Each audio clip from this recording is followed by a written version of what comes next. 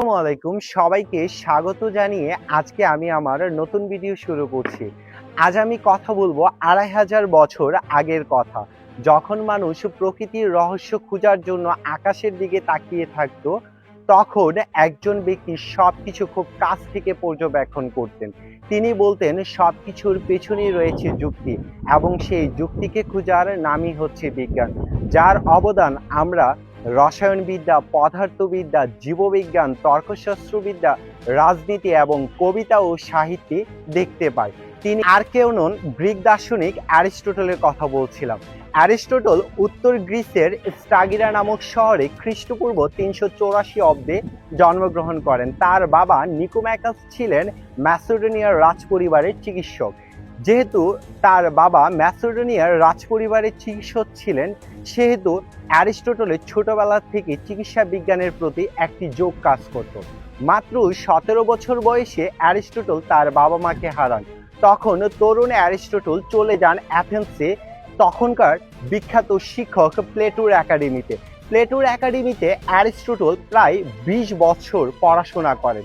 তখন প্লেটো মজা করে অ্যারিস্টটলকে বলতেন একাডেমির মগজ বা মন।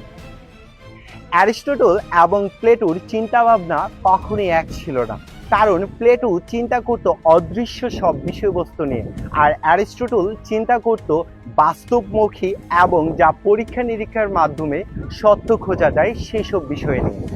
৩৪৮ খ্রিস্টাব্দে যখন শিক্ষক প্লেটো মারা যান, তখন অ্যারিস্টটল অ্যাথেন্স ত্যাগ করেন।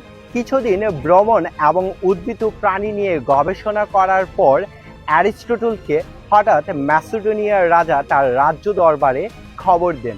যখন অ্যারিস্টটল ম্যাসেডোনিয়ার রাজার সাথে দেখা করতে যান, তখন ম্যাসেডোনিয়ার রাজা রাজপুত্র আলেকজান্ডারকে শিক্ষা দেওয়ার কথা বলেন।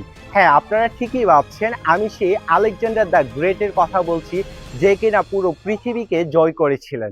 হ্যাঁ, আপনি কি একটাবার চিন্তা করতে পারেন, যখন অ্যারিস্টটল আলেকজান্ডারকে শিক্ষা দিচ্ছিলেন, তখন হয়তোবা আলেকজান্ডার ভাবছিল বিশ্ব জয়ের কথা।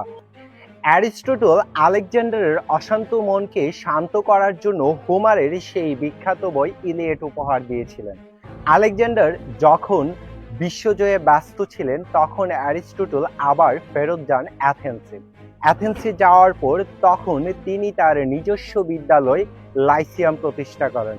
লাইসিয়ামে অ্যারিস্টটলের নতুন সব অভিনব কৌশল প্রতিষ্ঠা করেন, যেখানে কিনা শিক্ষার্থীদেরকে হেঁটে হেঁটে উনি শিক্ষাদান করতেন।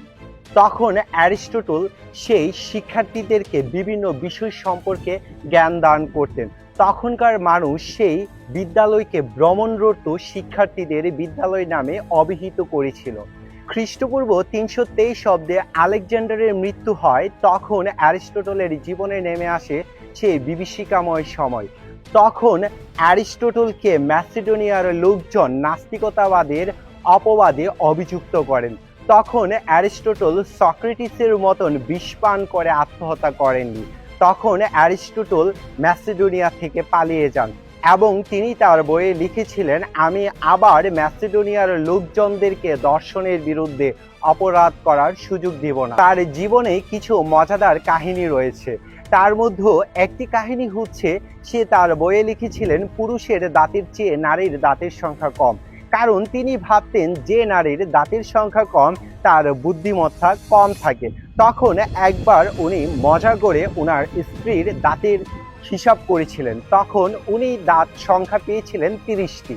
তখন অ্যারিস্টটল তার বইয়ে বলেছিলেন, আমি ভাবতাম যখন নারীদের দাঁতের সংখ্যা কম থাকে, তখন নারীরা সাধারণত হচ্ছে বুদ্ধিমত্তা কম থাকে, কিন্তু আমি তা ভুল প্রমাণিত হয়েছি, কিন্তু আমার স্ত্রীর বুদ্ধিমত্তা আমার মতোই অনেক বেশি ছিল। অ্যারিস্টটল খ্রিস্টপূর্ব ৩২২ অব্দে মাত্র ৬২ বছর বয়সে ইহলোক ত্যাগ করেন।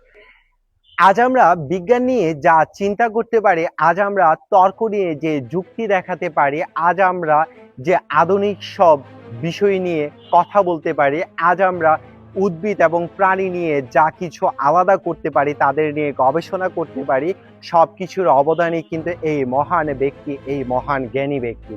এই মহান জ্ঞানী ব্যক্তি এবং দার্শনিক অ্যারিস্টটলের জীবন থেকে আমরা আমাদের জীবনে অনেক কিছুই শিখতে পারি। আমরা আজ এই মহান ব্যক্তিকে শ্রদ্ধার সাথে স্মরণ করে আজকে আমি আমার ভিডিও শেষ করছি। সবাই ভালো থাকবেন, সুস্থ থাকবেন এবং অবশ্যই সাবধানে থাকবেন। আল্লাহ হাফেজ।